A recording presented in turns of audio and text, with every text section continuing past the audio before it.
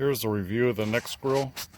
As you can see, it looks like 450 degrees and the grill's not on. So that doesn't work. For something that's about a grill that's 3.5 years old, it's not very good. But this is a 6-burner grill. And then it has a side grill. It's supposed to get 700 degrees. Haven't used it all that much. As you can see, it still looks like brand new. I maybe used it, I don't know, 3 or 4 times if that, but not really worth it. Some of the drawbacks on this grill. One, it has all this space under here.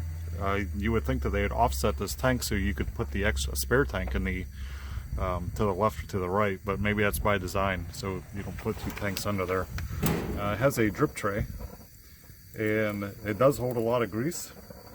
Now, if you were to empty it, then you would need to have a paper plate and a bottle with a funnel, because it does make a mess. As you can see, I have a funnel over here. And then this grease here, you would think that was from me spilling it or never emptying the grease tray, but that's not the case. If I take you around the back, see how it's open? See how it's open in the back? And all that water tends to drip, and there's the drip tray right here, which slides out, and on the bottom side of that drip tray is the grease catch. So all this water just runs into here and runs into the drip tray and fills up with water, and then you get that greasy mess underneath. Not a good design at all. So I turned this thing on, and I have 3 burners that are lit, and it's still at 450 degrees. So it's been on for about a minute already. So I do notice that this thing goes up to 700 degrees every now and then, but I think as it's getting older, it's just getting worse and worse. As far as the griddles look pretty good. I use the upper burners for making chicken or making the toasting the buns.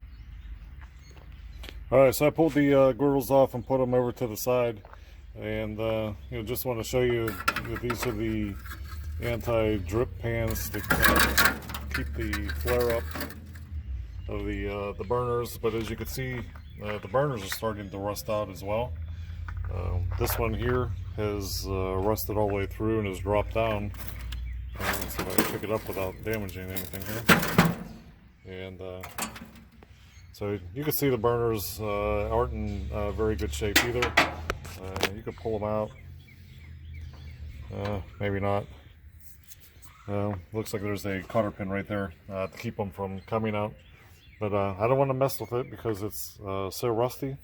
And I like to get another year out of it if I can, because they're so expensive. But last year I cleaned it with a power washer once. It came out pretty clean.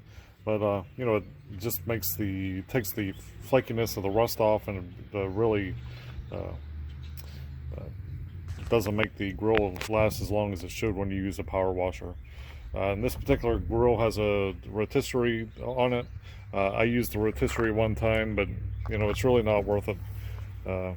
So you're better off just getting a smaller grill and not even doing a rotisserie chicken, because all the extra bells and whistles, it's just a lot of money for things that you don't normally use, and just money down the drain.